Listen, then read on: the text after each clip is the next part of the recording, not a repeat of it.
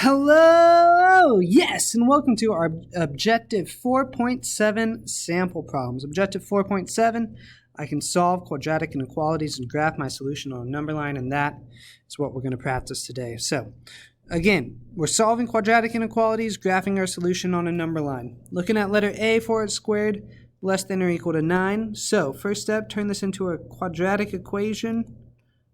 Set equal to 0 by subtracting 9 to both sides. Let's see if I can zoom in a bit here, make this a little easier on us. There you go. So let's see. Honestly, I think I would solve this just kind of cheap like, to be honest. I'm going to add 9 back over. Take the square root of both sides. So I'll have 2x equals plus or minus 3. Divide by 2, and we get that x equals plus or minus 3/2. So that means one of my critical values is positive 3/2. The other would be negative 3/2. And let's see, I can do 2, 0, and negative 2 for my critical values. Let's try 0. If I try 0, I will get 0 is less than or equal to 9. That does indeed work. 2, I know won't work. So here's the deal, something that we can think about moving forward. It's either going to be, think about the shape of a parabola, right? Think about the shape of a parabola. If it has 2 intersecting points, let's say it looks like this. So it's either going to be the center part or the outside parts as our intervals. So really we don't have to test all 3 if we're doing a quadratic. We can just do 1 and then extrapolate from there. And I'll discuss that more moving forward. So I know 0 works. That's the key. Now looking back here, it's less than or equal to 9. So that means I'm going to have closed circles here and here. Connect my dots. And then this would be hard bracket, negative 3/2, comma 3/2. Hard bracket, of course. Got to show that in interval notation. All right. Next up. Oh, boy. This will be fun. We have 3x squared. So, oh, boy, oh, boy, oh, boy. So, we're going to switch this up a bit. I'm going to subtract 10 and add 7x to both sides. So, I'll have 0 equals 3x squared plus 7x minus 10. Now, 3 times negative 10 is negative 30. Are there factors of negative 30 that add to 7? Yes, indeed there are. 10 and negative 3, right? So I can say that 0 equals 3x squared plus 10x minus 3x minus 10. Factor this by grouping.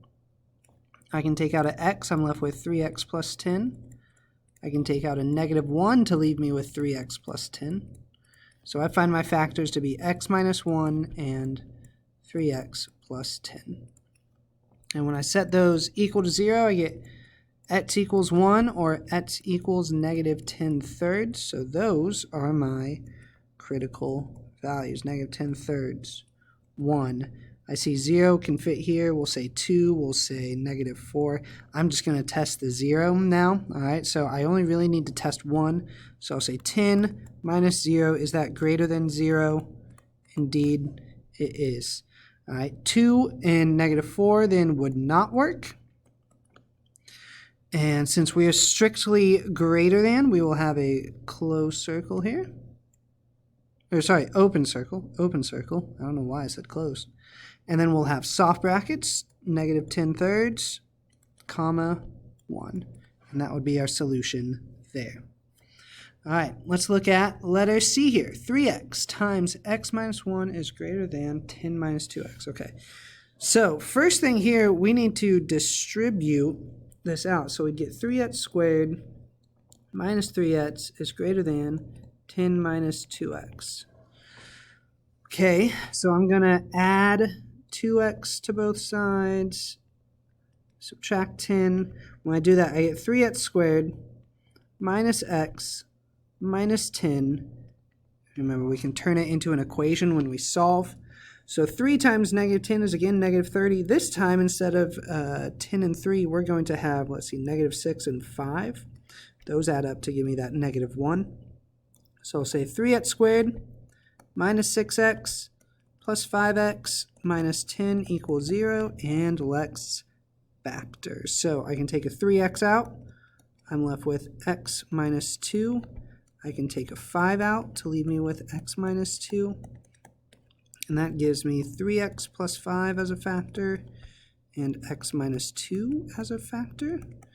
When I set those equal to 0, I get x equals negative 5/3 and x equals 2. So negative 5/3, 2, 0 will work here, 3, negative 2. When I plug in 0, this is going to be, well, I get 0 times 0. Is that greater than 10 minus 0? So is 0 greater than 10? No, it is not. So that tells me that 0 does not work, which means 3 and negative 2 would work. And open circles, since we are strictly greater than, going away from each other. So my interval here would be soft bracket negative infinity to negative 5/3, soft bracket union 2 to infinity. And there we go. All right, last one here. Let's look at letter D.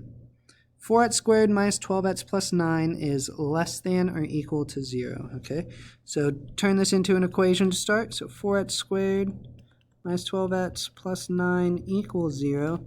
4 times 9 is 36. Let's see, factors of 36 that add to negative 12. That's a good one. Let's see, 6 and 6. Right, negative 6 and negative 6. That would totally work. Negative 6, negative 6. So we can say 4x squared minus 6x minus 6x plus 9 equals 0. And factor this by grouping now. So I can take out 2x. I'd be left with 2x minus 3. I can take out negative 3 to leave me with 2x minus 3. Oh, cool. So I'm going to get 2x minus 3 times 2x minus 3 equals 0. So here's a very unique situation. We're only going to have one critical value, 3/2. All right. Now, what does that mean? That means, if you can imagine, my quadratic equation is touching at only one point on the x-axis. It looks like this. So either my answer is going to be all real numbers, negative infinity to infinity, or no solution. So we can just pick a test point. It's 0. And when I plug that in, I get 0 minus 0 plus 9 less than or equal to 0.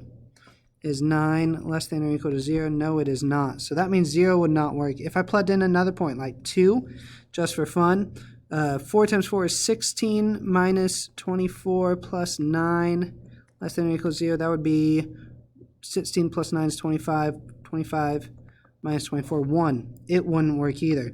Nothing is going to work here. So for that reason, we would say that this has, surprisingly, no solution. But wait, think about what this is saying.